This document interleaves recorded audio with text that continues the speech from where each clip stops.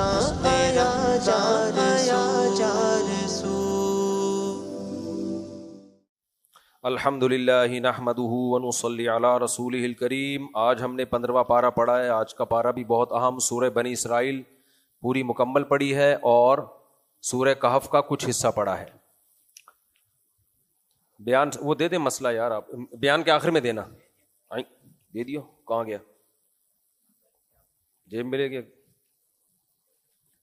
چلو مسئلہ ویسے مجھے یاد ہے، بیان کے آخر میں یاد دلائیں ورنہ بیان سارا چینج ہو جائے گا مسئلے میں۔ پھر وہ دیکھو چمتکار ہو گئی، چمتکار۔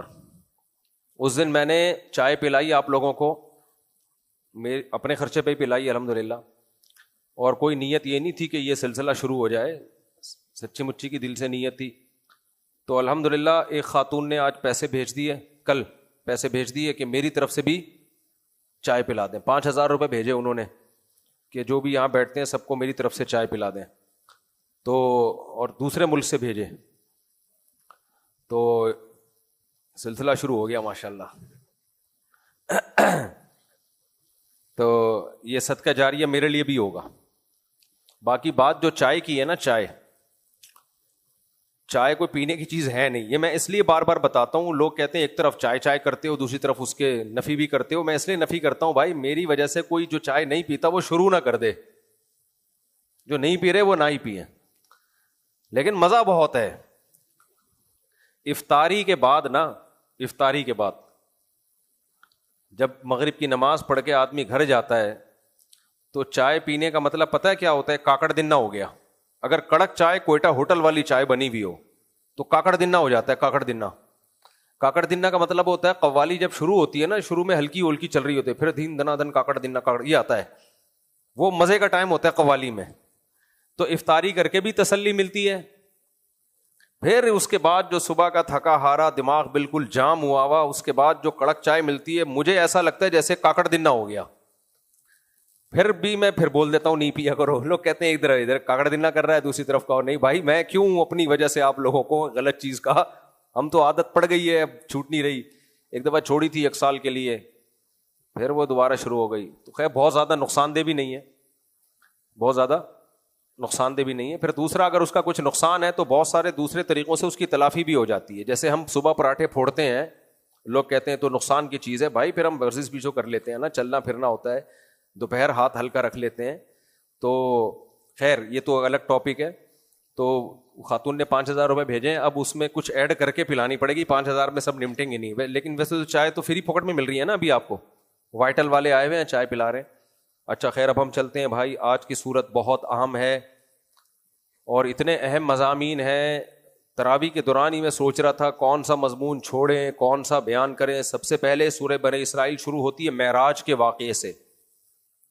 اب دیکھو میں صرف لفظی ترجمہ کروں گا آیت کا، پھر بتاؤں گا آج ہمارے جو پروفیسر غامدی صاحب ہیں اور اس طرح کے اسکالرز کیسے قرآن میں واضح لفظوں میں وہ آیتوں کی تعویلات کرتے ہیں، کھینچا تانی کر کے، اور بڑے آرام سے کہہ دیتے ہیں یہ میری رائے ہے۔ بھائی آپ کی رائے تو ہے لیکن بہت غلط رائے ہے، تو کائنڈلی اس کو پیش نہ کرتے تو زیادہ اچھا تھا۔ تو باقی ٹھیک ہے، غامدی صاحب کی خوبی ہے، بولنے کا اچھا طریقہ آتا ہے، ایک سلیقہ آتا ہے۔ بہت سارے جو دوسرے اسکالرز ہیں آنڈ شنڈ بات بھی غلط کر رہے ہوتے ہیں اور بدتمیزی بھی بہت کر رہے ہوتے ہیں، ان سے غامدی صاحب سے ایک چیز سیکھنے کی ہے، اخلاق، وہ میں مانتا ہوں۔ دیکھو تہذیب کے دائرے میں رہ کے بھی اپنی بات کو بیان کیا جا سکتا ہے، یہ کوالٹی کو میں مانتا ہوں، لیکن یہ نہیں ہو سکتا کہ آپ اتنی غلط باتیں کریں اور ہم اس کو قبول کر لیں۔ غامدی صاحب نے معراج کا بھی انکار کیا ہے اور کہا یہ خواب میں ہے، یہ خواب آیا تھا، یہ حقیقت میں جاگتی حالت میں نہیں ہوا تھا۔ قرآن کے الفاظ دیکھیں، سبحان الذی اسری بعبدہ، ہر عیب سے پاک ہے وہ ذات جو اپنے بندے کو لے گیا راتوں رات، لیلن رات کے حصے میں۔ یہاں تنوین جو عربی گرامر جانتے ہیں انہیں پتہ ہے یہ تقلیل کے لیے، رات کا تھوڑا سا حصہ، من المسجد الحرام، مسجد حرام سے لے گیا، الی المسجد الاقصی، مسجد اقصی تک، الذی بارکنا حولہ، جس کے ارد گرد ہم نے برکتیں رکھی ہیں، مسجد اقصی کے ارد گرد برکتیں ہیں۔ تو اب مجھے بتاؤ اس آیت کو سن کے کسی کو یہ لگے گا کہ یہ خواب آ رہا ہے؟ اللہ کہتے ہیں پاک ہے وہ ذات، شروع میں ہی اللہ نے اشکال کا جواب دے دیا کہ اس پہ ملحد لوگ، ایتھیس لوگ اشکال کریں گے، بھائی یہ تو رات اسپیڈ، لائٹ کی اسپیڈ سے بھی اگر کوئی چلے تو اتنے سیکنڈوں میں یہ معراج کا سفر نہیں ہو سکتا. خوب سمجھ لو، معجزہ وہ سائنس کو چیلنج ہوتا ہے. معجزے کے لیے سائنسی لاجک کی ضرورت نہیں ہوتی. معجزہ اللہ کرتے ہی یہ بتانے کے لیے ہیں کہ میں کچھ کرنے میں کسی سبب اور لاجک کا محتاج نہیں ہوں، تاکہ تمہیں یقین آ جائے کہ کلمہ کن کی طاقت سے اللہ نے اس کائنات کو پیدا کیا ہے. ورنہ بڑا سوال یہ ہوتا ہے نا بگ بینگ تھیوری کی طرف جب ہم جاتے ہیں کہ دھماکہ جس میٹیریل میں ہوا یا انرجی وہ آئی کہاں سے. تو ایک پوائنٹ ایسا ماننا پڑے گا کہ بھائی ابتدا میں، اسٹارٹنگ میں کچھ بھی نہیں تھا، اللہ نے کن کہا، بلکہ کہا بھی نہیں، سوچا اور وہ ہو گیا. ایک ذات ایسی ہے جس کے ارادے کا نام وجود ہے. وہ کسی چیز کا ارادہ کر لے وہ وجود میں آ جاتی ہے. اس کے لیے عقل کے، لاجک کے تانے بانے ملانے کی ضرورت نہیں ہے. پھر اس نے زمین کو ایک قانون میں جکڑ دیا ہے. گریوٹی کا لا ہے، فزکس کے جتنے بھی لاز ہیں وہ ٹھیک ہے، اللہ کے بنائے ہوئے ہیں، اللہ ان کا محتاج نہیں ہے. وہ جب چاہے اپنے لا کو توڑ کے سب کچھ کر سکتا ہے، اسی کا بنایا ہوا قانون ہے. بھائی دیکھو نا، بادشاہ جو ہوتے ہیں نا، جو عرب ملکوں میں بادشاہ لوگ قانون بناتے ہیں، پھر ان کو لگتا ہے کہ یہ یہاں ہمیں نقصان ہو رہا ہے یا کسی کو نقصان، وہ قانون چینج کر دیتے ہیں. اب بادشاہ کو کوئی کہے سر لا تو یہ کہتا ہے، وہ کہے گا لا بنایا تیرے باپ، یعنی کس نے بنایا لا؟ تیرے ماموں نے بنایا، میں نے بنایا ہے نا، تو میں اس کو چینج کر رہا ہوں، میں اس کا محتاج تھوڑی ہوں. تو اب وہ بادشاہ کا ایسا کرنا ٹھیک ہے یا نہیں ہے وہ ایک الگ بات ہے، لیکن اللہ تو حقیقی بادشاہ ہے. اللہ نے لا یہ بنایا کہ آگ میں جب بھی کسی چیز کو ڈالو گے وہ جلے گی، لیکن ابراہیم علیہ السلام پہ اللہ نے اس لا کو فیل کر دیا. کوئی کیمیکل نہیں تھا ابراہیم علیہ السلام کی باڈی پہ لگا ہوا، آگ بھی تھی، ڈالا بھی گیا، نہیں جلے. پہلی دفعہ اللہ نے اس کائنات کو کلمہ کن کی طاقت سے پیدا کیا، اس وقت تو کچھ بھی نہیں تھا. تو یہاں بھی ایسا ہی ہے کہ اللہ تعالیٰ اپنے حبیب صلی اللہ علیہ وسلم کو اللہ کہتے ہیں کہ سبحان، وہ ذات پاک ہے جو رات کے تھوڑے سے حصے میں نبی صلی اللہ علیہ وسلم کو بیت اللہ سے مسجد اقصیٰ لے گئے. قرآن میں اتنا ذکر ہے. پھر آگے حدیث بخاری مسلم کی متفقن علیہ صحیح حدیثوں میں اس کی تفسیر ہے کہ بیت اللہ جب آپ صلی اللہ علیہ وسلم مسجد حرام گئے، پہلی بات تو میں یہ کہ سبحان اللہ کا لفظ اللہ نے استعمال کیا. سبحان کا مطلب اللہ ہر عیب سے پاک ہے. یہی جواب کافی تھا. ایک دم اشکال ہوتا ہے کہ یہ جاگتی حالت میں چند سیکنڈ میں یہ کیسے ہو گیا کہ گئے بھی اور واپس بھی آ گئے. تو اللہ نے کہا سبحان الذی، اللہ ہر عیب سے پاک ہے، وہ کچھ بھی کر سکتا ہے. اور بخاری مسلم کی حدیثوں سے پتہ چلتا ہے کہ وہاں جا کے پھر آپ 7ویں آسمان تک گئے ہیں. یہاں پر اشکال ہوتا ہے بھائی ابھی پہلا آسمان ہی دریافت نہیں ہوا. جو لائٹ کی اسپیڈ ہے نا، یہ جو سائنسدان لوگ ہیں یہ نوری سال میں ناپتے ہیں چیزوں کو، کہ جو اسپیڈ آف لائٹ ہے ایک سال میں روشنی جتنا سفر کرتی ہے، تقریباً 1,86,000 کلومیٹر پر سیکنڈ کے حساب سے سفر کرتی ہے روشنی. تو ایک سال میں کتنا سفر کرے گی اس کو ایک لائٹ ایئر کہتے ہیں. تو یہ جو کہکشائیں ابھی دریافت ہوئی ہیں انہی کی روشنی ہم تک سینکڑوں سالوں میں پہنچتی ہے. تو وہ کہتے ہیں یہ سیکنڈوں میں نبی صلی اللہ علیہ وسلم پہلے آسمان، دوسرے آسمان، تیسرے آسمان تک کیسے پہنچ گئے. تو بات یہی ہے کہ پھر تو وہی سوال ہوگا کہ آگ میں ابراہیم علیہ السلام جلنے سے کیسے بچ گئے، اور حضرت عیسیٰ علیہ السلام بغیر باپ کے کیسے پیدا ہو گئے، آدم علیہ السلام باپ اور ماں دونوں کے بغیر کیسے پیدا ہو گئے. تو بھائی یہ انسان نے نہیں کیا یہ کام، یہ اس خدا نے کیا ہے جس نے کلمہ کن کی طاقت سے کائنات کو بنایا. کچھ بھی نہیں تھا، بنا دیا اس نے. اس کے لیے کوئی مشکل نہیں ہے، وہ سب کچھ کر سکتا ہے. تو یہ واقعہ قرآن میں تو مختصر ہے. پہلے میں غامدی صاحب کی ایک اور دلیل دے دوں پھر ہم آگے چلتے ہیں. غامدی صاحب نے استدلال کیا قرآن کی اس آیت سے کہ آگے اللہ تعالیٰ فرماتے ہیں وَمَا جَعَلْنَا الرُّؤْيَا الَّتِي أَرَيْنَاكَ إِلَّا فِتْنَةً لِلنَّاسِ. یہ بھی سورہ بنی اسرائیل میں کہ اے نبی ہم نے جو آپ کو رؤیا دکھایا وہ لوگوں کے لیے آزمائش تھا. اب رؤیا کا اطلاق قرآن میں خواب پر ہوا ہے. کس پر ہوا ہے؟ خواب پر. جیسے سورہ یوسف میں آتا ہے یا بنی لا تقصص رؤیاک علی اخوتک. آپ لوگ کی توجہ ہے یا کاکڑ دن نہ کرنا پڑے گا؟ چائے مل رہی ہے نا باہر. یا بنی لا تقصص رؤیاک، یعقوب علیہ السلام نے اپنے بیٹے سے کہا اے میرے بیٹے اپنا رؤیا بھائیوں کو مت سنانا. تمہیں جو خواب آئے نا کہ 11 ستارے سجدہ کر رہے ہیں، یہ اچھا خواب، یہ رؤیا اپنے بھائیوں کو مت بتانا. تو جناب غامدی صاحب نے کہا دیکھو بھائی، رؤیا یہاں پر خواب کے معنی میں ہے. یوسف علیہ السلام نے جاگتی حالت میں تھوڑی دیکھا تھا کہ بھائی سجدہ کر رہے ہیں. تو وہی رؤیا کا لفظ قرآن نے یہاں بھی استعمال کیا کہ اے نبی ہم نے اس رؤیا کو لوگوں کے لیے آزمائش بنایا ہے. سمجھ میں آئی بات؟ تو یہاں بھی رؤیا کا لفظ. تو اب عام طبقہ جس نے قرآن کو صحیح طریقے سے پڑھا نہیں ہے وہ یہی کہتا ہے یار زبردست دلیل ہے. تو اس دلیل کا جواب خوب اچھی طرح سمجھیں. رؤیا کا لفظی معنی خواب نہیں ہے. رؤیا رؤیت سے نکلا ہے. آپ نے دیکھا ہوگا نا رؤیت ہلال کمیٹی. رؤیت کس سے؟ رآ یرآ کا معنی ہوتا ہے دیکھنا. رؤیا وہ چیز جس کو دیکھا جائے، جسے انگلش میں سین کہتے ہیں، اردو میں منظر کہتے ہیں. کہتے ہیں نا کیا سین ہے یار، کیا منظر ہے، کیا نظارہ ہے. رؤیا کے لفظی ترجمہ کہیں بھی خواب نہیں بنتا، منظر کو کہتے ہیں.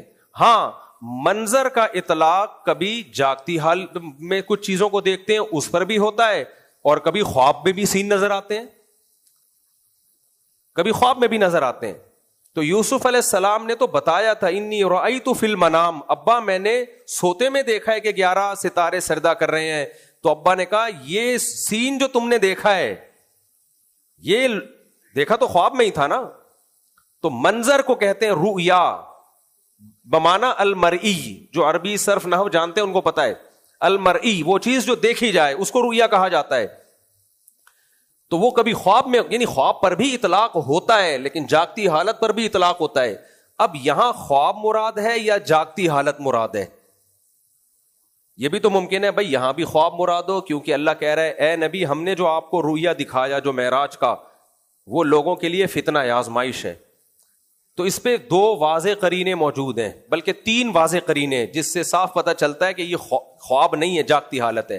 پہلا قرینہ سورہ بنی اسرائیل کی پہلی آیت، اللہ کہتے ہیں سبحان الذی، اللہ ہر عیب سے پاک ہے. اللہ نے اپنی تعریفیں اسی وجہ سے کی کہ اگر یہ خواب ہوتا تو پھر یہ کوئی بڑی بات نہیں، خواب تو کیا کیا آ جاتے ہیں لوگوں کو. تو اللہ کہتے ہیں وہ اللہ عیب سے پاک ہے. کیونکہ تمہیں لگے گا کہ اللہ کیسے لے گیا، کیسے اللہ نے یہ سب کچھ دکھا دیا، تو اللہ کہتے ہیں بھائی وہ اللہ ہے، وہ ہر عیب سے پاک. پہلا قرینہ. دوسرا صاف قرآن میں ہے سبحان الذی اسری بعبدہ، اللہ تعالیٰ اپنے بندے کو لے گیا، منامن نہیں ہے سوتے میں، بلکہ لیلن رات میں لے گیا، رات میں پوری باڈی اللہ لے گیا. بعبدہ عبد بندے کو لے گیا اللہ تعالیٰ. اس میں کہاں اللہ نے کہا کہ میں خواب میں لے گیا؟ ہم جب کسی کو کہتے ہیں فلاں بندے کو لے کے آ، تو خواب میں لاتا ہے یا اس وقت پڑھ کے لاتا ہے؟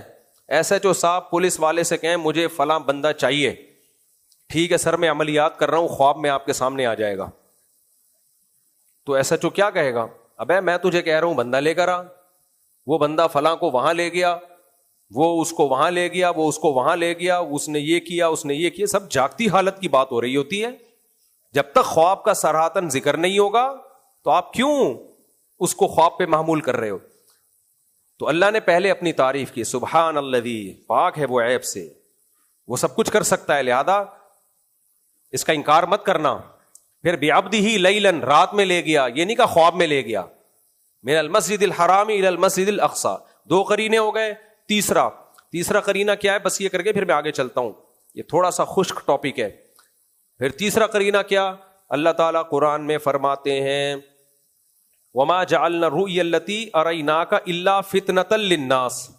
اے نبی ہم نے یہ جو آپ کو منظر دکھایا یہ لوگوں کے لیے فتنہ ہے. فتنے کا کیا مطلب؟ آزمائش ہے. کچھ لوگ جن کا خدا پر پورا ایمان نہیں ہے وہ نہیں مانیں گے اس کو، کہیں گے اٹ ازنٹ پاسبل. تبھی تو فتنہ بنے گا نا. یہ اگر یہ خواب ہوتا تو آزمائش تھوڑی ہوتی. مشرکین کہتے یار ہمیں بھی بہت سے خواب آتے رہتے ہیں، آپ کو بھی آ گیا کہ تو کیا ہو گیا، آپ کو بھی خواب آ گیا تو کیا ہو گیا؟ بھائی آ جاتے ہیں خواب میں، کیا کچھ آ جاتا ہے، تو آپ کو بھی آ گیا. تو فتنے کا مطلب ہی یہی ہے، آزمائش ہے کہ کچھ مانیں گے اور کچھ انکار کر دیں گے اس کا. اور آگے وَالشَّجَرَةَ الْمَلْعُونَةَ فِي الْقُرْآنِ، قرآن کہہ رہا ہے یہ بھی جو آپ کو ہم نے منظر دکھایا آزمائش، اور وہ درخت بھی آزمائش بنایا لوگوں کے لیے جو ملعون درخت ہے جس کو زقوم کہا جاتا ہے. قرآن میں جب اللہ نے یہ بتایا نا کہ جہنم میں ایک درخت ہے کڑوا زقوم، تو مشرکین نے کہا جہنم میں درخت کیسے اگ گیا، آگ اور درخت جمع نہیں ہو سکتے. تو اللہ نے فرمایا کہ ہم نے اس کی جڑیں جہنم کی تہ میں بنائی ہیں اور وہ آگ میں ہی اگا ہے وہ. تو اللہ نے کہا کہ میں نے وہ درخت پیدا کیا، اس کو بھی میں نے لوگوں کے لیے فتنہ بنا دیا. عقل مند لوگ مان جائیں گے بھائی جو اللہ پانی اور ہوا میں درخت پیدا کر سکتا ہے وہ آگ میں بھی پیدا کر سکتا ہے، اور بے وقوف لوگ انکار کریں گے. تو اس درخت کا وجود خود ایک آزمائش ہے.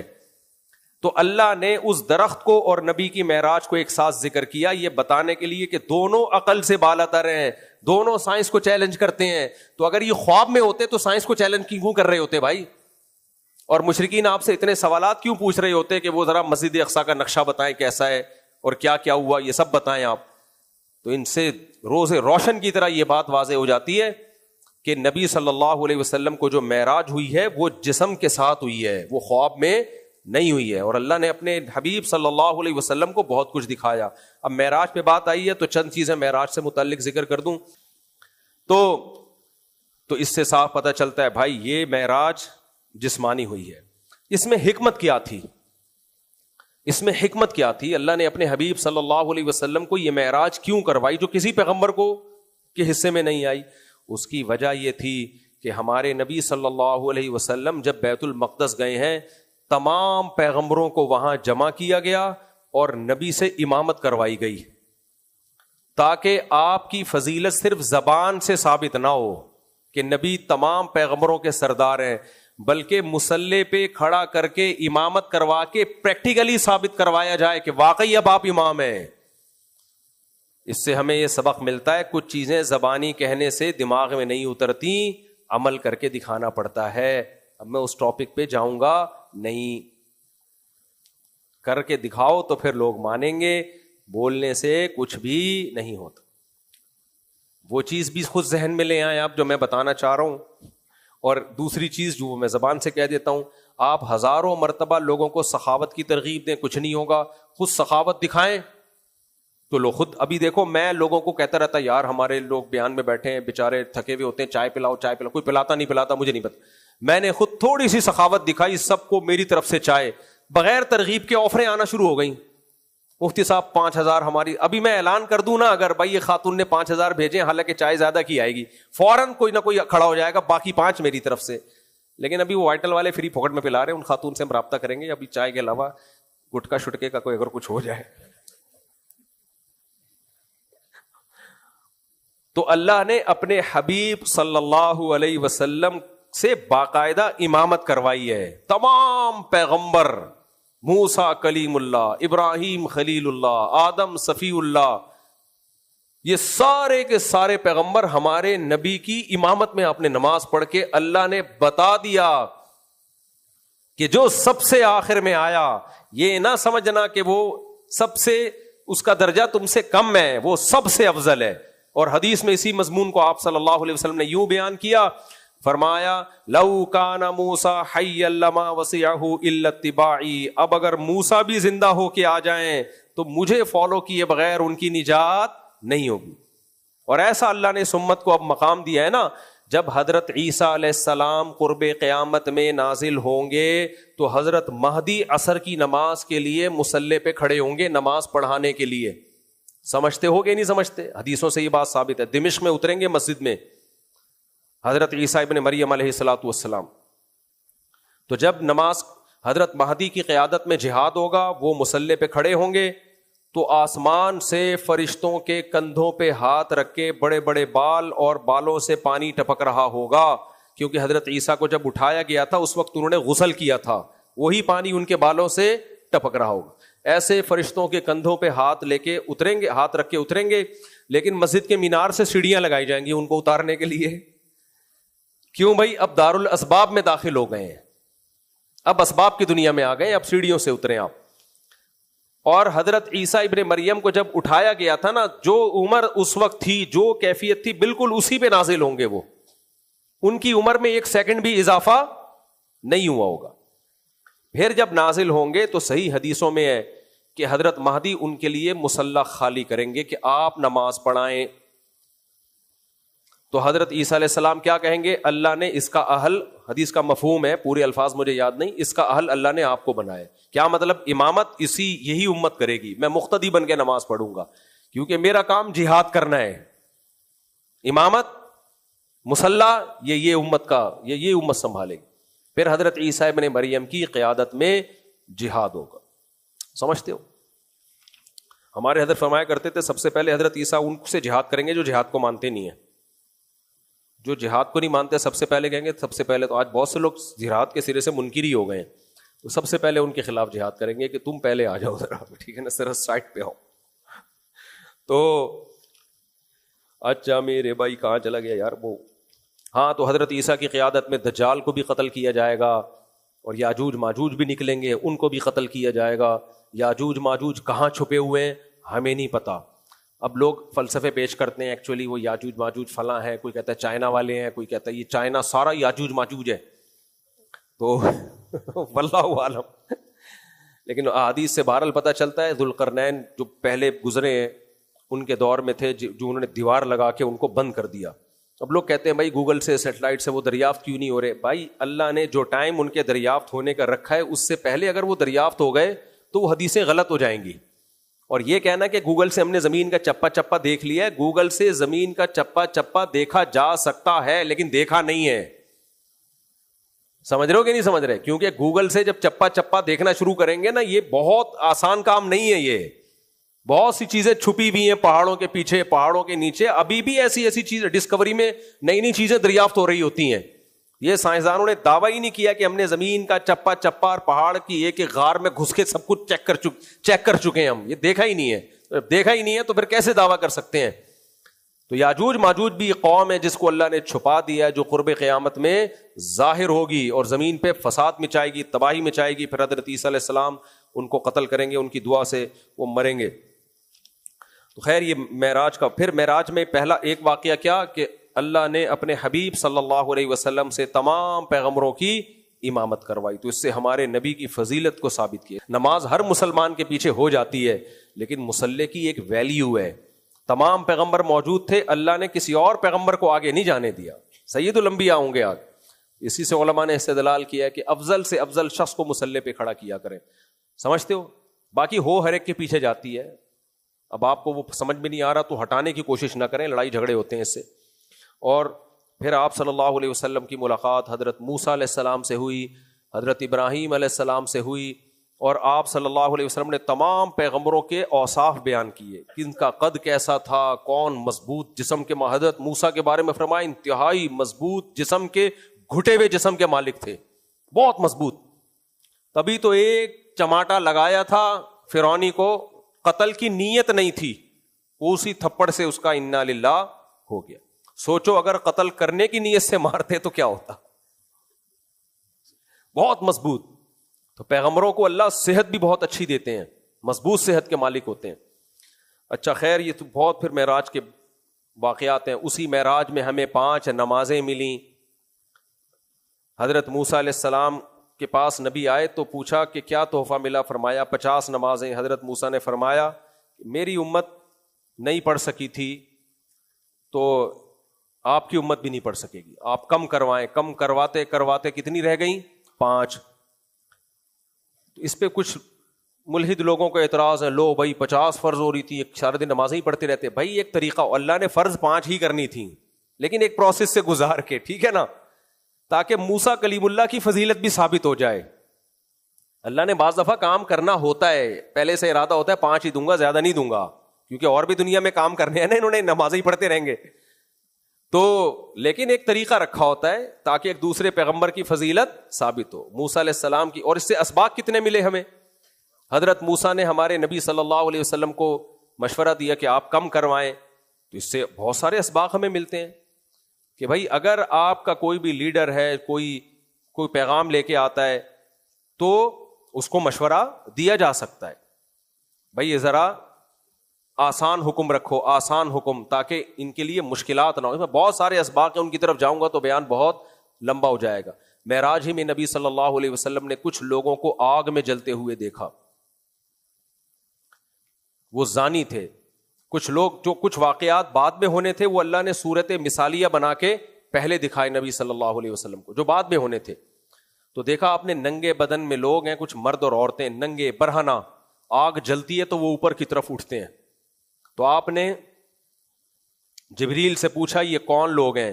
آپ جبریل علیہ السلام نے فرمایا یہ آپ کی امت کے زانی ہیں، زناکار، زنا کرنے والے مرد اور زنا کرنے والی عورتیں. انہی کے کپڑے اتار کے نا ان کو ساتھ میں اللہ نے آگ میں ڈال دیا ہے. تو بہت بڑا جرم ہے زنا کرنا. سیکولر لبرل لوگوں کی نظر میں کچھ بھی نہیں ہے. یہ جو خدا کو مانتے ہیں نا ان کی نظر میں ہلکا جرم نہیں ہے، بہت بڑا جرم ہے. تبھی تو پیغمبروں نے اپنے آپ کو زنا سے بچایا. یوسف علیہ السلام بھاگے، بند دروازوں میں بھی بھاگے ہیں، وہ فرار ہوئے. اتنا ہلکا معاملہ نہیں. آج ذرا سی بات پہ زنا کر لیتے ہیں، پھر بعد میں کہتے ہیں توبہ کر لیں گے، ہم توبہ کر لیں گے. زانی کے لیے توبہ کرنا بڑا مشکل، اور توبہ پہ قائم رہنا بڑا مشکل. بچاؤ اپنے آپ کو. ہو گیا تو پھر توبہ کے علاوہ کوئی راستہ نہیں ہے، لیکن سچی توبہ کرو. تبلیغ میں نکل جاؤ 4 مہینے کے لیے تاکہ اس جرم سے بچنے کی عادت ہو جائے. تو اور اس طرح کے واقعات ہوئے. آگے اللہ تعالیٰ نے اس صورت میں بہت سارے احکام دیے ہیں، بڑے دلچسپ احکام جو اسلام کا خلاصہ ہے. فرمایا وَقَضَىٰ رَبُّكَ أَلَّا تَعْبُدُوا إِلَّا إِيَّاهُ، تیرے رب نے فیصلہ کر دیا ہے عبادت صرف اللہ کی ہوگی. وَبِالْوَالِدَيْنِ إِحْسَانًا، اور ماں باپ کے ساتھ بہت اچھا سلوک ہوگا. احسان اچھے سلوک کو نہیں کہتے، بہت اچھے سلوک کو کہتے ہیں. کتنا اچھا سلوک؟ اما یبلغن عندک الکبر احدہما، اگر تمہارے پاس دونوں میں سے کوئی ایک بڑھاپے کو پہنچ جائے، او کلاہما، یا دونوں بوڑھے ہو جائیں، فلا تقل لہما اف، تو ان کے سامنے اف مت کرنا. ولا تنہرہما، کبھی جھڑکنا نہیں ان کو. جھڑکنے کا مطلب سمجھتے ہو؟ کوئی ہمیں بہت تنگ کر رہا ہوتا ہے، ہم کیا کہتے ہیں؟ ابے جا یار یہاں سے، بس کر، چپ کر جا. بھائی دوستوں کو جھڑکا جاتا ہے نا، ابے بس کر یار، چپ کر جا. جو فقیر آتے ہیں ان کو جھڑکا جاتا ہے، بھائی جان چھوڑے یار. تو یہ جو اسٹائل ہے، انداز ہے، اللہ کہتے ہیں ماں باپ کے ساتھ کبھی یہ انداز اختیار نہیں کرنا. کیونکہ ماں باپ بوڑھے ہوتے ہیں تو اس طرح کی وہ بات کر رہے ہوتے ہیں کہ آدمی کو غصہ آنے لگتا ہے، تو جھڑکنے کی اجازت نہیں ہے. وَقُلْ لَهُمَا قَوْلًا كَرِيمًا، ان سے ہمیشہ عمدہ بات عمدہ انداز میں. وَاخْفِضْ لَهُمَا جَنَاحَ الذُّلِّ مِنَ الرَّحْمَةِ، رحمت کے ساتھ ذلت سے اپنے بازوؤں کو ان کے سامنے جھکا کے رکھنا ہے. اور کیا؟ وَقُلْ رَبِّ ارْحَمْهُمَا كَمَا رَبَّيَانِي صَغِيرًا، اور پھر ان کے لیے دعا بھی مانگنی ہے، اے اللہ ان پر ایسے رحم فرما جیسے انہوں نے مجھ پہ بچپن میں رحم کیا. آپ اپنے بچوں کو دیکھ لو، آپ کی بیوی کیسے پالتی ہے. 1 سیکنڈ ماں کے بغیر بچے گزارا، 1 سیکنڈ گزارا نہیں کرتے. ماں واش روم میں بھی ہوگی نا، بچے چیخ رہے ہوں گے، چھوٹے بچے، تو کتنا قریبی رشتہ طویل عرصے تک ماں اور باپ کے ساتھ. اور باپ شیلٹر دیتا ہے. جو ماں اتنی محبت سے پال رہی ہے اس کو شیلٹر کس نے دیا ہے؟ باپ نے. سارا نان نفقہ کس نے اٹھایا ہے؟ باپ نے. کیسی باپ کو اولاد سے محبت ہوتی ہے. کہتے ہیں نا کہ دوست چاہتا ہے کہ یہ میرے برابر نہ آئے، مجھ سے کم ہی رہے. بھائی چاہتا ہے کہ یہ میرے برابر آ جائے، آگے نہ جائے. باپ چاہتا ہے یہ مجھ سے بھی آگے نکلے. یہ جذبہ اللہ نے کس کو دیا ہے؟ باپ کو. تو ہماری سوسائٹی میں، اسلامی سوسائٹی میں ہمیشہ سے ماں باپ کا بہت احترام رہا ہے. اب یہ سیکولر لبرل لوگوں نے آ کے اس احترام کی ایسی کی تیسی کر دی. اولاد کے حقوق بیان کیے جا رہے ہیں، اور ویمن رائٹس ہیں ہماری سوسائٹی میں, جانوروں کے رائٹس ہیں ہماری سوسائٹی میں, انگریزوں نے اس پہ تنظیمیں بنائی ہوئی ہیں, جانوروں کے حقوق, بچوں کے حقوق, خواتین کے حقوق, مزدوروں کے حقوق, ماں باپ کے حقوق کے نام پہ کوئی تنظیم انگریز نہیں بنا سکا. سمجھتے ہو کہ نہیں سمجھتے؟ کیوں؟ وہ ماں باپ کو حق دیتا ہی نہیں ہے. خدا ماں باپ سے وہی محبت کرے گا اور وہی حقوق دے گا جس کو اللہ سے محبت. انگریزوں نے سب کو حقوق دیے, جو سب سے بڑے محسن تھے نا, سب سے پہلے خدا, گاڈ, اللہ, اس کو سوسائٹی سے خارج کیا. جو سب سے بڑا محسن ہے, جس نے پیدا کیا, اس کا تو انکار کر دیا کہ ہم مندر سے بنے ہیں, خدا ودا کوئی نہیں ہے. دوسرا, جو آپ کے سب سے بڑے محسن تھے والدین, ان کے ساتھ جو ناروا سلوک ہوتا ہے نا ان ملکوں میں, اولڈ ہاؤس کی زینت بنتے ہیں, وہ رالیں ٹپک رہی ہوتی ہیں, کوئی منہ سے صاف کرنے والا نہیں ہوتا, جو حشر نشر ہوا ہے بوڑھوں کا. ٹھیک ہے, کچھ لوگ تھوڑا بہت کر بھی رہے ہوتے ہیں. تو اس لیے اللہ کو پتا تھا کہ انسان سب سے زیادہ جس رشتے سے غافل ہوگا, بھولے گا, وہ رشتہ کون سا ہے؟ ماں باپ کا. تو اس لیے قرآن کے الفاظ دیکھو, وَقَضَىٰ رَبُّكَ, یہ تیرے رب کا آرڈر نہیں ہے, فیصلہ ہے. فیصلہ آرڈر سے بڑھ کے ہوتا ہے.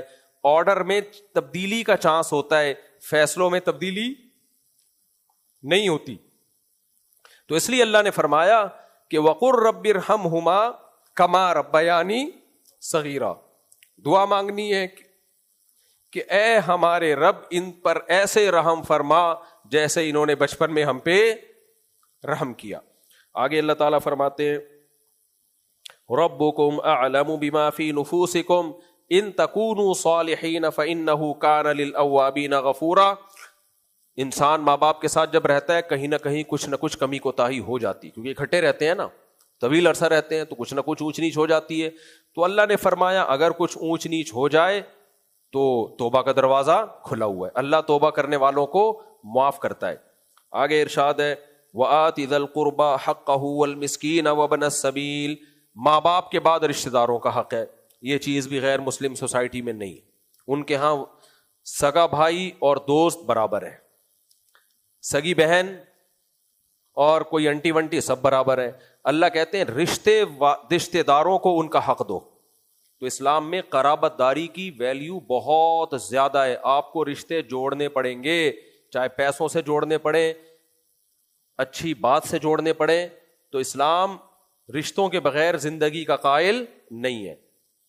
اور آگے اللہ نے فرمایا والمسکین وابن السبیل, مسکینوں کو بھی ان کا حق دو. سوسائٹی میں غریب مسکین لوگ ہیں, ان کو تلاش کرو. افطار پارٹیاں مت کراؤ مسٹنڈوں کی, جو توندے بھری بھی لوگوں کو پراٹھے افطاری میں سموسے پکوڑے مت کھلاؤ. کس کو کھلاؤ؟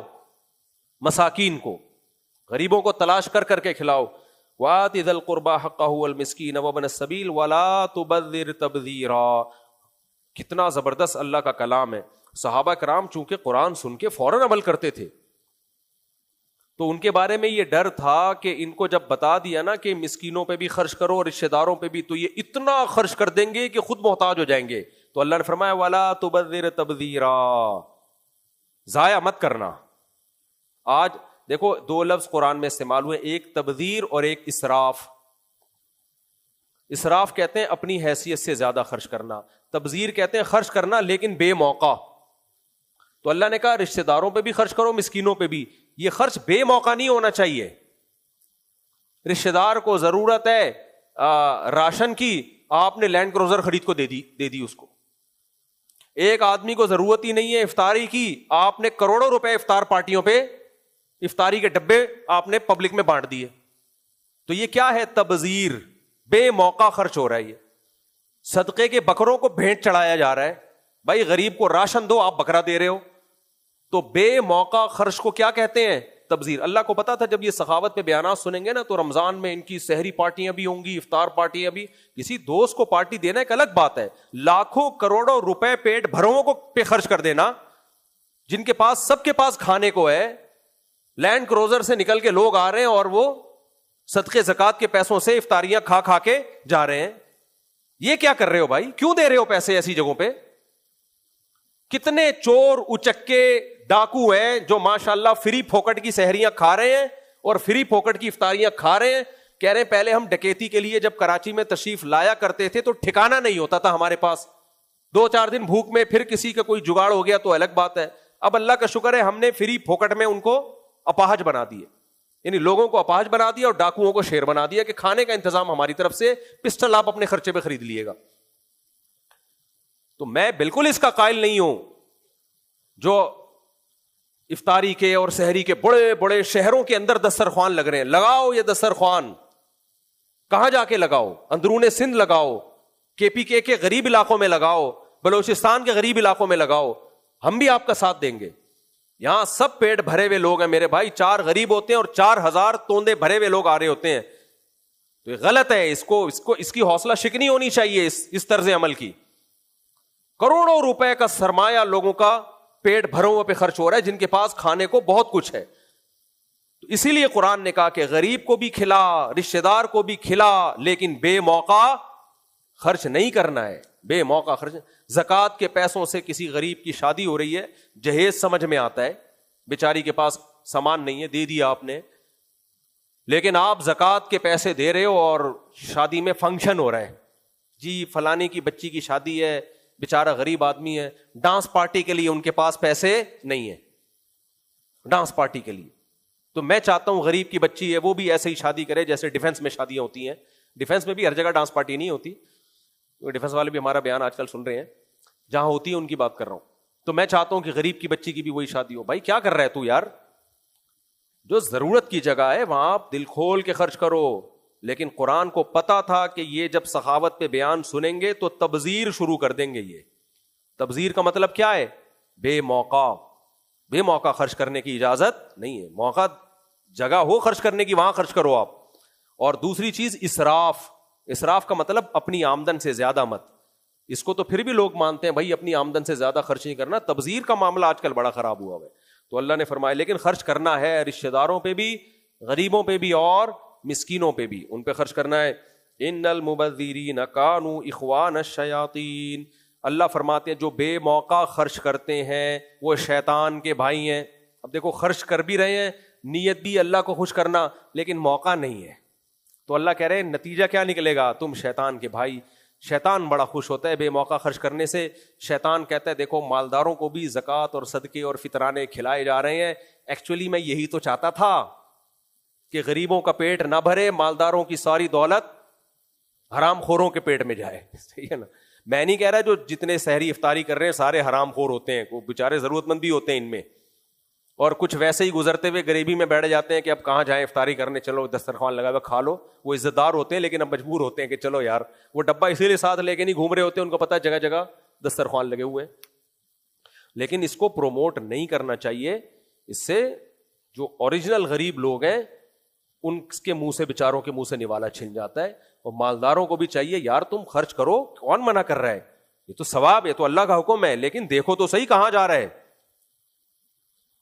ہاں اگر آپ نے کھلانا ہے مالداروں کو تو دعوت کا لیبل لگاؤ, دعوت کا لیبل لگاؤ.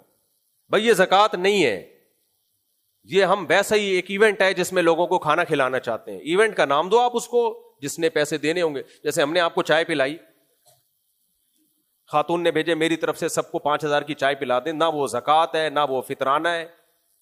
بھائی وہ اکرام ہے. بھائی یہاں لوگ جیسے اعتکاف میں لوگ دعوت کرتے ہیں, اعتکاف والے آئے ہوئے ہیں, یار اللہ کے مہمان ہیں ہماری طرف سے دعوت ہو جائے, تو وہ کوئی زکوٰۃ تھوڑی ہوتی ہے, اس میں لیبل یہی ہوتا ہے بھائی اللہ کے مہمان ہے دعوت. تو اگر کوئی آپ کو کھلا رہا ہے فری پھوکٹ میں تو ہمیں کوئی اعتراض نہیں ہے. لیکن یہ جو نام صدقے خیرات فطرانے اور یہ سب چیزوں کے نام پہ جو وہ یہ سحری افطاریوں کا ایک بازار گرم ہوا ہے, اور لوگوں کو دیکھو تبلیغ میں ایسا ہونے لگا تھا کہ جہاں تبلیغ والے جاتے دعوتیں ہوتی, تو تبلیغ کے اکابر کو خیال ہوا کہ یہ بگڑ جائیں گے, اپنا 1 روپیہ اللہ کے راستے میں خرچ ہی نہیں ہو رہا, سارے محلے والوں کا خرچہ. تو ایسے علاقوں میں تبلیغ والوں نے پابندی لگائی دعوت قبول کرنے پر, کیونکہ اپنی جان اپنا مال خرچ کر کے تبلیغ کرو تو فائدہ ہوگا, دوسروں کے پراٹھوں پہ تبلیغ میں فائدہ نہیں ہوگا. تو وہ بھی اس کا خیال کرتے ہیں. آگے چلتے ہیں ہم.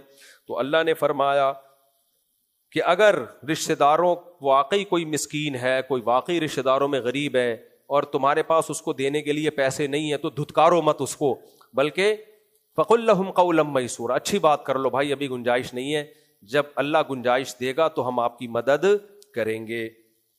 آگے اللہ فرماتے ہیں وَلَا تَجْعَلْ يَدَكَ مَغْلُولَةً إِلَىٰ عُنُقِكَ، یہ اسراف سے منع، ابھی تبذیر سے منع کیا تھا، اب اسراف سے فرمایا نہ تو اتنے کنجوس بن جاؤ کہ اپنے دونوں ہاتھ گردن سے باندھ لو، مغلولۃ الی عنق، ایسے گردن سے نہ یوں پکڑ لو، ایک روپے بھی خرچ نہیں ہو۔ کنجوسوں کو دیکھا ہے آپ نے؟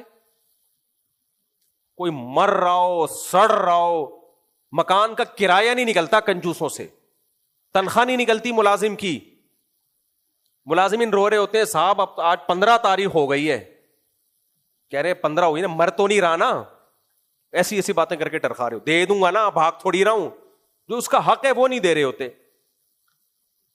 تو یہ اٹ از کالڈ کنجوس۔ وہ لطیفہ 20 دفعہ سنا چکا ہوں، لیکن چائے سے زیادہ آپ کو فریش کرے گا وہ لطیفہ، دوبارہ سن لو، کچھ چیزیں میرے مشورے پہ بھی سن لیا کرو۔ ایک کنجوس آدمی بچوں پہ خرچ نہیں کرتا تھا، بچوں کو دیسی گھی کھانے کا شوق تھا، وہ کہتا تھا نہیں خرچہ ہوتا ہے بہت، سخاوت کو جوش آیا تو ایک دن گھی کا ڈبہ لے آیا۔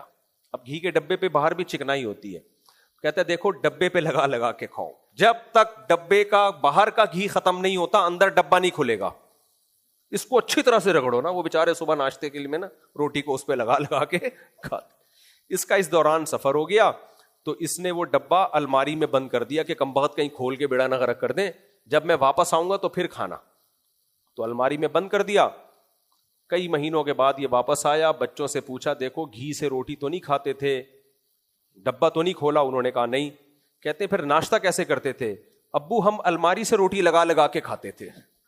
وہ بھی تو کنجوس کے بچے تھے نا، ہم الماری سے روٹی لگا لگا کے کھاتے تھے، رکھ کے تھپڑ لگایا، بغیر تو کچھ دن گھی کے بغیر گزارا نہیں کر سکتے۔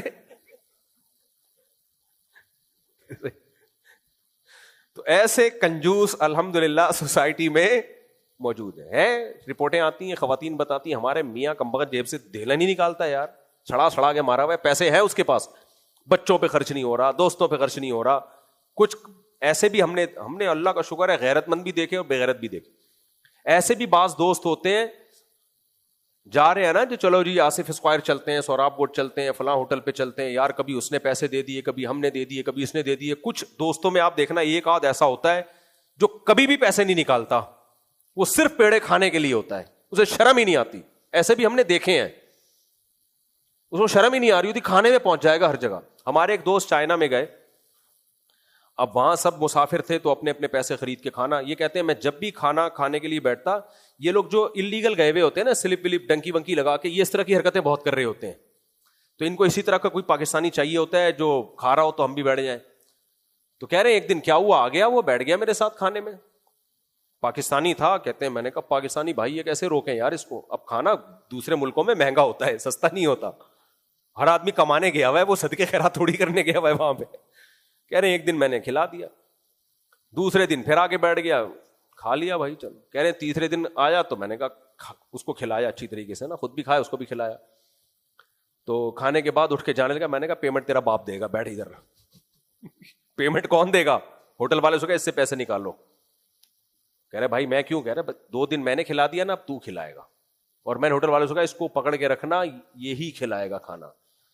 تو پتہ نہیں اب مجھے یاد نہیں کس نے پیسے دیے، کہتے ہیں چوتھے دن الحمدللہ نہیں آئے۔ ہمارے حضرت بھی ایک واقعہ سنایا کرتے تھے کہ ایک آدمی کو عادت تھی کوئی بھی نہاری کھا رہا ہوتا تھا نا بنس روڈ میں، تو یہ بھی جا کے بیٹھتا، نیمبو نچوڑ دیتا تھا اس میں کہ بھئی نیمبو میں اپنے گھر سے لا جاؤں، نیمبو نچوڑتا اور شروع ہو جاتا۔ اب اگلا کیسے منع کرے یار، اس کی بھی شرکت تو ہو گئی ہے نا لیمن نچوڑ کے۔ تو کئی دنوں سے ایک آدمی نوٹ کر رہا تھا یار یہ جب بھی آتا ہے لیمو نچوڑ کے شریک ہو جاتا ہے، اس نے آج پلان بنایا ہوا تھا اس کو نہیں کھانے دوں گا میں۔ تو یہ نہاری منگوائی، یہ نیمبو نچوڑ آیا، نیمبو نچوڑا اور شروع ہو گیا، اس نے رکھ کے ایک تھپڑ لگایا، لیکن یہ نہیں رکا، کھا رہا ہے۔ اس نے کہا میں نے تجھے تھپڑ لگایا تو پھر بھی کھا رہا ہے؟ کہہ رہے میری ماں بھی مجھے تھپڑ مار مار کے کھلاتی تھی، میں نہیں کھاتا تھا، تھپڑ مار مار کے کھلاتی تھی مجھے۔ تو یہ جو بغیرت لوگ ہوتے ہیں نا یہ تھوڑے بغیرت نہیں ہوتے، جتنے بےغیرتی کے تانے دو یہ کرتے ہیں۔ ابھی دیکھو یہ جو پڑوس میں مفتی ہے نا، مفتی منیر بنا ہوا ہے، مفتی نہیں ہے یہ 15-20 سال سے ناخن دیکھ کے چور بتا رہا ہے اور عورتوں کے بنیان سو کے جن بتا رہا ہے۔ میں نے کبھی ممبر پہ اس کا نام لیا؟ بتاؤ۔ میں نے عاملوں کے خلاف جرنلی بولتا ہوں، میں کبھی نام لے کے نہیں رد کرتا، اس کو کچھ مسئلہ ہو گیا ہے, اس کے سافٹ ویئر اپڈیٹ کرنے کی ضرورت ہے. ہر بیان میں مجھے واجب القتل قرار دے رہی ہے. آج جمعے کے بیان میں پھر اس نے بیان کیا ہے کہ مفتی طارق مسعود واجب القتل ہے. اس کو تکلیف کس بات کی ہے؟ میں نام اس لیے لے رہا ہوں کہ بہت زیادہ ہر جمعے کے بیان میں اس کا ٹاپک ہی یہی ہے. تو اس کو تکلیف کس بات کی ہے؟ میں نے اس کے بارے میں, اور میں نے بھی بولا جب اس نے میرے خلاف بولنا شروع کیا واجب القتل واجب القتل.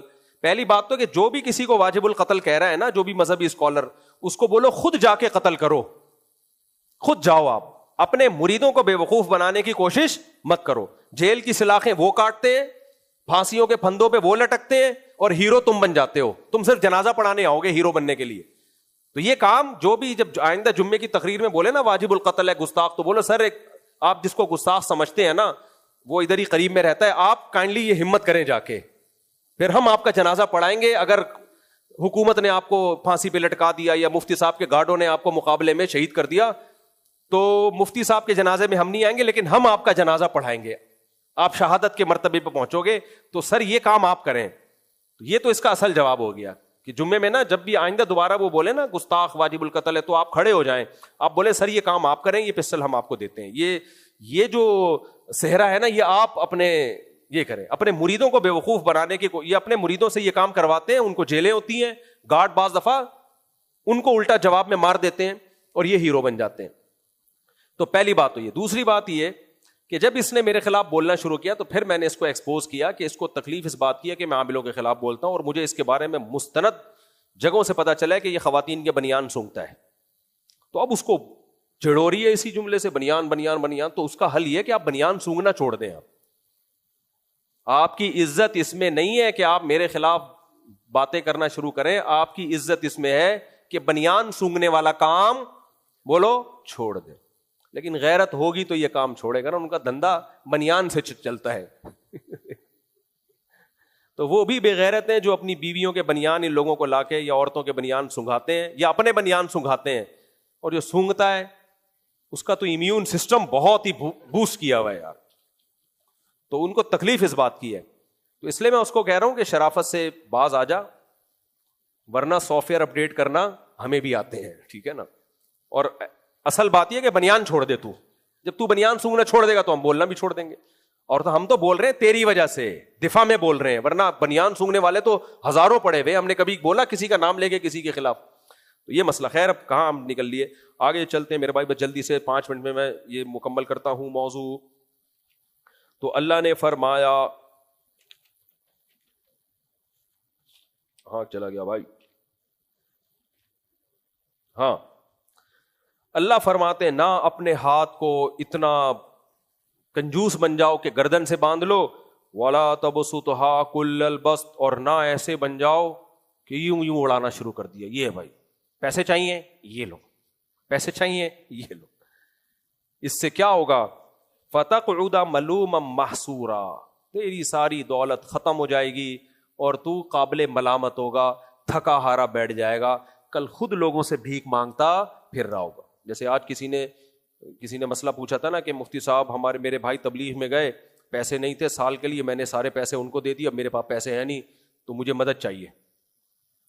بھائی آپ نے اتنے پیسے دیے کیوں کہ آپ کو آج مدد چاہیے؟ تو یہ تو حرام ہے اسلام میں اس طریقے سے کسی کی مدد کرنا. اسی کا اللہ نے قرآن میں ذکر کیا.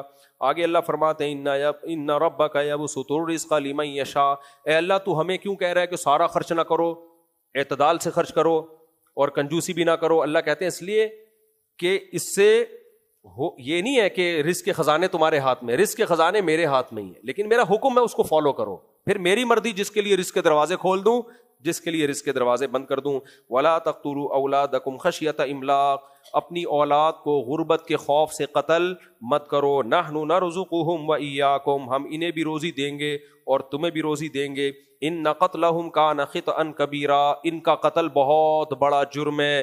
ولا تقربوا الزنا, زنا کے قریب بھی مت پھٹکو. زنا نہ کرو یہ نہیں کہا, قریب مت جاؤ. قریب کیسے جاتے ہیں؟ ٹک ٹاک پہ لڑکیوں سے, فیس بک پہ لڑکیوں سے رابطہ کرنا, موبائل پہ لڑکیوں سے رابطہ. یہ رابطے ہوتے ہیں تو زنا کی طرف قدم جاتے ہیں. یہ رابطے ختم کر دی اللہ نے. عورت تک پہنچنے کا ایک راستہ شادی, بس بیوی بناؤ. اس کے علاوہ سارے راستے اللہ نے حرام اور ناجائز کر دیے. انہ کان فاحشہ، یہ زنا بہت بڑی بے حیائی ہے، وساء سبیلا، اپنی خواہش کو پوری کرنے کا بہت بدترین راستہ ہے. ساء عربی میں تعجب میں آتا ہے، یعنی اللہ بھی تعجب، گویا کہ تعجب کر رہے ہیں، اللہ کو تعجب نہیں ہوتا، گویا کہ اتنا گندا راستہ کہ انسانیت کے لیے بدنما داغ، اتنا برا راستہ ہے، گدھے گھوڑوں کا کام ہے.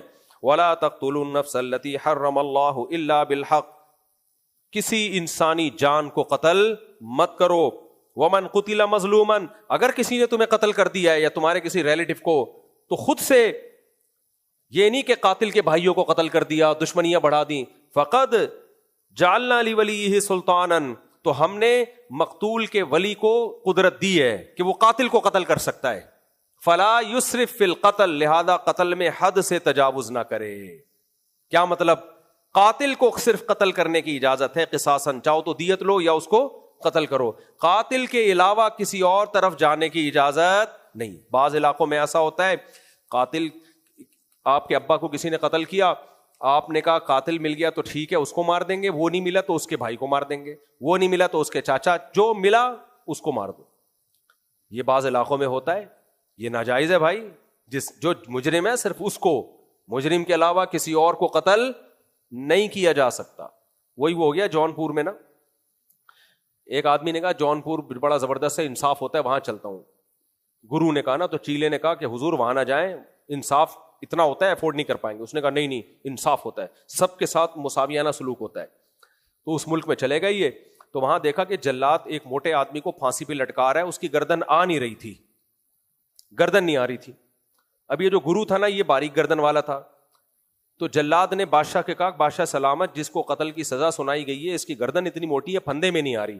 تو بادشاہ نے کہا قریب میں جس کی آ رہی ہے اس کو لٹکا دے پھر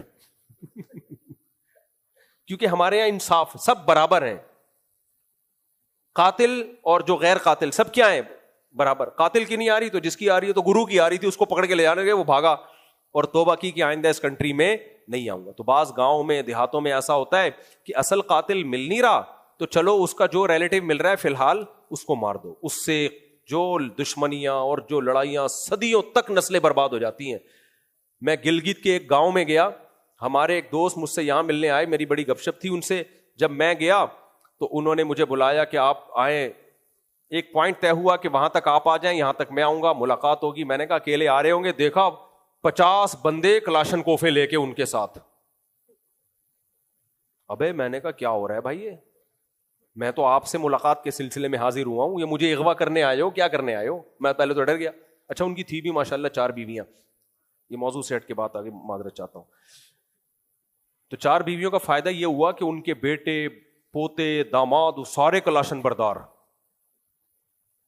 پوتے وہ سارے، وہ آئے ملنے کے لیے. میں اکیلا باریک سا، میں بیٹھا ہوں ان کے سامنے، وہ میرے سامنے. اور اس زیادہ کیمرے کا دور تھا نہیں اس وقت، 2000 میرا خیال ہے یہ 11 یا 12 کی بات ہوگی.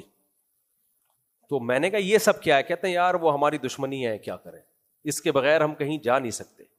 میں نے کہا دشمنی کیوں کہہ رہے ہیں؟ ہمارے باپ نے فلانے کے چاچے کو مارا تھا، تو اس کے پھپھے نے ہمارے نانے کو مار دیا، تو ہمارے نانے نے اس کی پھپھو کو مار دیا، تو اس کی پھپھو نے اس کے دادا کو مار دیا، تو اس کے دادا نے اس کے بھتیجے کو مار دیا. تو کہہ رہے ہیں ہم لوگ کے سسٹم یہ ہے کہ جو ملے مار دو.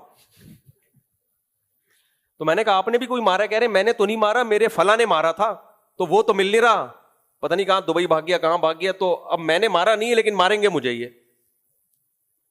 میں نے کہا یار عجیب ڈرامہ چل رہا ہے یار. کہہ رہے چل یہی رہا ہے مارکیٹ میں، تو زندگی ہے یار یہ، ہر وقت پلاش 50-60. کہتے ہم تو جہاں چائے پینے بھی جاتا ہوں، کہہ رہے 50 آدمی میرے ساتھ ہوتے ہیں. میں نے کہا ایسا تو نہیں ہوتا کہ اب آپ نہیں ملیں گے تو مجھے مار دیں گے، کہ آپ کا چاچا نہیں مل رہا تو آپ کا جو، وہ مجھے مینٹور کہتے تھے، اپنا مرشد کہتے تھے، تو آپ کا مرشد ملا اس کو مار دو. پھر میں نے ان کو ایک واقعہ سنایا. ایک آدمی KPK کے کسی گاؤں میں گیا، وہ قبائلی علاقوں میں نا، کراچی والا گیا. تو اب وہ کراچی والا بیچارہ، وہ KPK وہ بڑا غیرت مند تھا، اس نے کہا چلو ہم تمہیں سیر کراتے ہیں. کسی گاؤں کا واقعہ ہے، KPK میں ایسا ہوتا نہیں ہے، کسی علاقے کا واقعہ ہے. تو وہ اس نے کہا ہم چلو کراچی والے کو کہا تمہیں سیر کراتے ہیں. تو جانا ادھر تھا، بڑے لمبے راستے سے اس کو لے کے جا رہا ہے. کراچی والے نے بولا بھائی یہاں جانا ہے تو گھما کے کیوں لے کے جا رہا ہے؟ اس نے کہا خو ادھر ہمارا دشمن بیٹھا ہے، وہ فائر کرے گا. کراچی والا ڈر گیا، بے بھائی یہ تو مسئلہ خراب ہے یہاں پہ نا. تو اس نے جب دیکھا نا کراچی والا ڈر رہا ہے، اس نے کہا خو ڈرو نہیں، وہ ہمارا ایک مہمان مارے گا، ہم اس کے 10 مہمان ماریں گے، ڈرنے کی ضرورت. اب بتاؤ اس سے ڈر کم ہوگا یا بڑھے گا؟ وہ تو اور ڈر گیا بھائی، ابے ادھر تو مہمان چل رہے ہیں، وہ تمہارا ایک مہمان، ہم اس کے 10 مہمان. تو جب وہ 50 کلاشن کو برداروں کے ساتھ آئے نا اور کہا کہ اس طرح سے مارا جاتا ہے، میں نے کہا بھائی میرا کیا ہوگا؟ ایسا نہ ہو بولے یار یہ اس مفتی کو ہی اڑا دو، فی الحال یہ نہیں مل رہا. تو خیر اتنا بھی نہیں ہوتا. اچھا ایک بات ہے، ان علاقوں میں علماء کی بڑی قدر ہے، اور صرف علماء کی وجہ سے امن قائم ہے، صرف علماء کی وجہ سے. اگر علماء نہ ہوتے نا تو کٹ کٹ کے ختم ہو جائے. وہ آتے آخر میں مولوی کے پاس ہی ہیں کہ مولوی کا جو فیصلہ ہوگا وہ مانیں گے. تو مذہب کی بڑی عزت ہے، یہ بھی ایک پازیٹو چیز ہے. لیکن بھائی مذہب کو پورا فالو کرو. اللہ قرآن میں کہہ رہا ہے کہ قاتل کے علاوہ کسی سے دست درازی کی تمہیں اجازت نہیں ہے. بس 1-2 آیتیں پڑھ لیتا ہوں میں. آگے اللہ نے فرمایا وَلَا تَقْرَبُوا مَالَ الْيَتِيمِ، یتیم کے مال کے قریب بھی مت پھٹکو. باپ کا انتقال ہو گیا اور تمہاری چھوٹے بھائی ہیں، چھوٹی بہنیں ہیں، ان کا مال مت کھاؤ. نہ چاچا کھائے، نہ ماموں کھائے، نہ باپ کھائے، نہ بڑا بھائی کھائے. اس کے مال کی حفاظت کرو. فرمایا وَأَوْفُوا بِالْعَهْدِ، معاہدوں کی پابندی کرو. جس انسان سے بھی کوئی ایگریمنٹ ہوتا ہے اس کی پابندی کرو، کیونکہ ان العہد کان مسئولا. ایگریمنٹ کے بارے میں صرف گورنمنٹ نہیں پوچھتی، آخرت میں کون پوچھے گا؟ اللہ پوچھے گا. وَأَوْفُوا الْكَيْلَ إِذَا كِلْتُمْ، جب بھی کسٹمر کو کوئی چیز تول کے دو تو پورا پورا تولا کرو، اس میں ڈنڈی مت مارا کرو. وَزِنُوا بِالْقِسْطَاسِ الْمُسْتَقِيمِ، بڑا مزہ آتا ہے اس آیت کو پڑھنے میں. وَزِنُوا بِالْقِسْطَاسِ الْمُسْتَقِيمِ، سیدھے ترازو سے وزن کیا کرو، ترازو میں ڈنڈی نہ مارا کرو. پیمانہ کیا ہونا چاہیے؟ اس میں ایکوریسی ہونی چاہیے. علماء نے لکھا ہے کہ یہ پیمانہ صرف وہ ترازو نہیں ہے، ہر جگہ یہ پیمانہ. عقل کا پیمانہ بھی جب آپ اینالائز کریں کسی کی بات کو تو اس میں فرقہ پرستی میں نہ آئے، اس میں رشتہ داری میں نہ آئے. آپ دلیل سے تجزیہ کر کے دیکھیں کون صحیح کہہ رہا ہے اور کون غلط کہہ رہا ہے.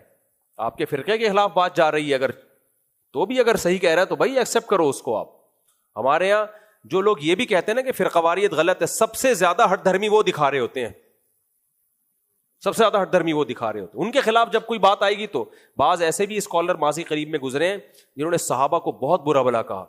جب علماء کو غصہ آیا اور علماء نے ان کے عیب دنیا کو بتانا شروع کیے تو ان کے فالوورز بہت سیخ پا ہو گئے. تو علماء نے کہا کہ یہ جب صحابہ کے خلاف بول رہے تھے اور پھر ہم جب صحابہ کا دفاع کرتے تھے تو آپ ہمیں کہتے تھے کہ تنقید سے بالا تر صرف پیغمبر کی ذات ہے. تو پھر آپ کے پیر و مرشد بھی تو تنقید سے بالا تر ہے نا، آپ کے اسکالر، ان پہ تنقید ہو رہی ہے تو دلیل سے جواب دو نا، غصے میں بوکھلاتے کیوں ہو؟ یہ آج کل بڑا مسئلہ ہے. صحابی کے خلاف بول لو، نہیں علماء کو غصہ نہیں آئے، چپ چاپ سنتے رہیں. لیکن جب آپ کے کسی لیڈر کے خلاف بولو ایک دم غصہ لال پیلے. بھائی تنقید کے سے بالا تر بالفرض اگر صحابہ نہیں ہے تو آپ کا جو اسکالر ہے یا جو آپ جس کو فالو کرتے ہیں وہ بھی تو تنقید سے بالا تر نہیں ہے نا، اس پہ بھی تو تنقید ہو سکتی ہے نا.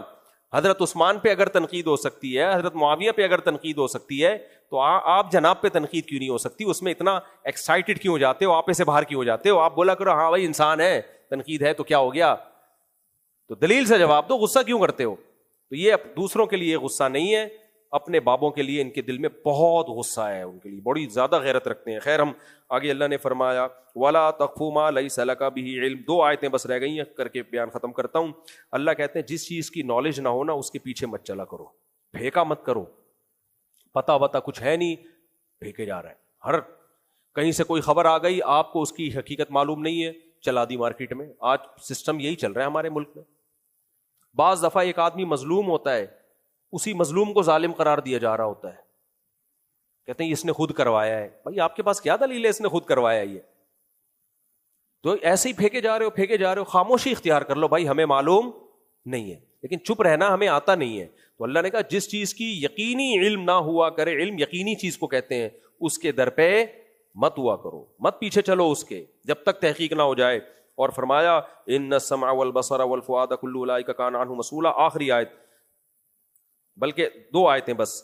ولا تمشی فی الارض مرحا، زمین پہ اکڑ کے مت چلو. اکڑ کے چلنے کی اجازت صرف میدان جہاد میں اور ظالم کے خلاف لڑنے میں ہونی چاہیے. ظالم کو للکارو اکڑ کے. نارمل روٹین میں فنٹر بننے کی کوشش، میں یوں ہوں میں یوں ہوں، یہ اکڑ کے چلنے کا مطلب صرف چلنا نہیں ہے، اکڑ کے بات کرنا بھی اس میں داخل ہے، بڑے بڑے بول بولنا بھی اس میں داخل. میں یوں میں یوں میں یوں میں یہ اللہ کو پسند نہیں ہے. جب بات آئے عالم کون ہے بھائی، میں تو چھوٹا سا مولوی ہوں، بڑے بڑے لوگ مجھ سے علم میں پڑے ہوئے، میں تو چھوٹا سا مفتی ہوں، بڑے بڑے مفتیان کرام ان بڑوں کے مقابلے میں تو ہم مفتی بھی نہیں ہیں، جاہل ہیں. آج یہ تواضع مذہبی لوگوں میں ختم ہو گئی. میں ہی ہوں سب کچھ، قرآن صرف مجھے آتا ہے، باقی سارے منجن بیچ رہے ہیں، حدیث صرف مجھے آتی ہے، باقی سارے 1400 سال سے گھاس کھا رہے ہیں. تو یہ کیا ہے؟ یہ باتوں کا تکبر ہے. ایک ہے چال میں تکبر، جو صاحب علم ہے اس کی باتوں میں تکبر ہوتا ہے، جو جسم اور صحت والا ہے اس کی چال میں تکبر آ جاتا ہے. تو اللہ کہتے ہیں زمین پہ تکبر سے مت چلو. ہاں جاہل باطل کا مقابلہ ہو رہا ہے، جیسے میدان جہاد میں ایک صحابی آئے، سر پہ پٹی باندھی اور ایسے اکڑ کے چلے، کہنے لگے حل میں مبارز کوئی ہے مقابلہ کرنے والا؟ تو نبی نے کیا فرمایا؟ اللہ کو یہ چال بالکل پسند نہیں ہے، سوائے اس موقع پہ. اس موقع پہ اللہ کو یہی چال پسند ہے. اللہ کے دشمنوں کو للکار رہے ہو، اس میں یہ نہیں کہ فقیر آپ کی خدمت میں حاضر ہوا ہے مار کٹائی کے سلسلے میں وہاں یہ سٹائل ہی ہونا چاہیے. آگے اللہ تعالیٰ فرماتے ہیں اسی لیے جو اپنے ملی نغمے ہوتے ہیں نا، جس میں اپنا امیج باطل کے سامنے دکھایا جا رہا ہوتا ہے، ہمارے پاس یہ میزائل ہے، ہمارے پاس وہ اسلام دشمنوں کو یا دشمن ممالک کو دکھایا جا رہا ہوتا ہے، اس پہ بھی لوگوں نے نیچے نیگیٹو کمنٹس لکھے ہوئے ہوتے ہیں، ابے تمہارے پاس صرف باتیں ہی ہیں، کر کچھ نہیں سکتے. یہ موقع تانے دینے کا نہیں ہے. دشمن کے مقابلے میں آپ بتاؤ ہم بہت طاقتور ہیں، سمجھ رہے ہو، ہم بہت پاورفل ہیں. دشمن کو خوش ہونے کا موقع مت دو. حدیث میں دعا ہے لا تشمت بی الاعداء، اے اللہ میرے مقابلے میں میرے دشمنوں کو خوش نہیں کرنا. تو ہم اپنے ملک کے دشمنوں کو اپنی کمزوریاں بیان کر کے کیوں خوش کریں بھائی؟ آپس کے پھڈے آپس میں حل کرو. اب کوئی ہمارا دشمن ملک ہے، وہ اگر کوئی نیوز ہمارے خلاف چلاتا ہے اس کو مت پھیلاؤ، اس کو بولو تمہاری ایسی کی تیسی. صحیح ہے نا؟ تو کون ہے بھائی؟ سیدنا معاویہ کا اختلاف ہوا نا حضرت علی سے، تو روم کے بادشاہ نے اس سے فائدہ اٹھانے کی کوشش کی، تو حضرت معاویہ نے ایسی دھمکی لگائی اس کو کہ ہمارا آپس کا مسئلہ ہے بھائی یہ. اور مجھے پورے الفاظ یاد نہیں، اس کا مفہوم یاد ہے کہ جب علی رضی اللہ عنہ تیرے مقابلے میں آئیں گے تو سب سے پہلا سپاہی میں ہوں گا. ہم آپس کے پھڈوں میں یار ہم دوسرے دشمن ملکوں کو خوش کر رہے ہیں، وہ کہہ رہا ہے یہ تو صحیح ہے بھائی، ترنے والا ہے، ان کو کھا جاؤ. تو اس میں اپنے کنٹری پہ سمجھوتا نہیں کرنا چاہیے. آگے چلتے ہیں، بس یہ آخری آیت. اللہ نے سب کچھ کہہ کے آخر میں ایک بات بتائی کہ بھائی تکبر مت کرو. ذالک مما اوحا ربک من الحکمہ الیک ربک من الحکمہ، کہ یہ حکمت کی باتیں. وقضا ربک الا تعبدوا سے اللہ نے شروع کی اور یہاں تک فرمائے سب حکمت کی باتیں ہیں. آخری جو کلام کو ختم کیا، لا تجعل مع اللہ الہا آخر، اللہ کے ساتھ کسی کو شریک مت کرنا. توحید سے اللہ نے اس رکوع کو شروع کیا اور ختم بھی کس پہ؟ توحید پہ بھی. اس کا 2 دفعہ حکم دیا کیونکہ ساری نیکیوں پہ پانی پھر جائے گا اگر شرک کر کے آئے. بعض لوگ ماں باپ کے ساتھ بڑے اچھے، سخاوت بہت زیادہ، بہت اللہ اللہ، کبھی یتیم کا مال نہیں کھایا انہوں نے، وہ بہت پیارے، پولائٹ، میٹھے، نبی کی محبت بھی بہت، لیکن یا اللہ کے ساتھ یا رسول اللہ مدد کے نعرے بھی لگاتے ہیں. اس لیے اللہ نے کہہ دیا اگر شرک کر لیا فَتُلْقَى فِي جَهَنَّمَ مَلُومًا مَدْحُورًا، دھتکار کے ملامت زدہ بنا کے تجھے جہنم میں پھینکوں گا، میں ساری تیری نیکیوں کو برباد کروں گا. میرے ساتھ کسی کو شریک کیا تو اللہ غیرت والا ہے، وہ شرکت برداشت نہیں کرتا. چاہے ماتھے پہ اتنے موٹے موٹے سجدوں کے محراب ہوں، ساری زندگی عبادت میں گزری ہو، ماں باپ کی خدمت میں گزری ہو، سخاوت کے دریا ہوں، اللہ کی یاد میں روتے رہتے ہو، اللہ کہتے ہیں میرے ساتھ کسی اور کو یا مدد کہہ دیا نا، مدد کے نعرہ لگا دیا، عبادت کر لی، معبود بنا دیا، زبان سے نہیں عمل سے بتا دیا کہ میں اس کو بھی معبود سمجھتا ہوں، شرک کیا، اللہ کہتے ہیں اٹھا کے سب نیکیاں برباد کر کے جہنم کا ایندھن بنا دوں گا، میں نہیں چھوڑوں گا. تو اس لیے شرک بہت ہی غلیظ اور بری چیز ہے. اللہ ہم سب کو بچائے. وقت کافی ہو گیا, کل انشاءاللہ پھر سبحانک اللہم وبحمدک. میں نے اس کا سوال یہ تھا کہ شوہر نے 2 طلاقیں دی ہیں اور بیوی کہہ رہی ہے 3 طلاقیں دی ہیں, بیوی کے پاس کوئی گواہ نہیں ہے. اب گواہ نہیں ہے تو مفتی تو شوہر کی بات کوئی بولے گا کہ بھائی گواہ نہیں ہے, تو ایسے تو کوئی بھی عورت کہہ دے. لیکن عورت کو اگر 100% یقین ہے کہ شوہر جھوٹ بول رہا ہے تو عورت کسی بھی طرح سے اس سے علیحدگی اختیار کر لے, اس کو قریب نہ آنے دے. ایسی صورت میں کورٹ کا سہارا بھی لیا جا سکتا ہے. ایسی مجبوری میں یک طرفہ خلا لے لے, وہ کورٹ تو یک طرفہ خلا کہے گی, لیکن ہم یہ کہیں گے چونکہ 3 طلاقیں دی ہیں تو ویسے ہی حرام ہو گئی ہے وہ, تو کورٹ کا ایک ڈاکومنٹیشن کے لیے. لیکن جب عورت کو 100% یقین ہو, ڈرامے بازی نہ کر رہی ہو, سمجھتے ہیں, عورت جھوٹ بول رہی ہے تو پھر تو اللہ کا عذاب آئے گا اس کے اوپر. اسی وجہ سے کیونکہ گواہ نہیں ہے نا, تو ہم مرد ہی کی بات کو لیں گے نا کہ بھائی تمہارے پاس گواہ تو نہیں ہے. Thanks for watching. Don't forget to like, comment, share and subscribe to Mufti Tariq Masood, famous scholar.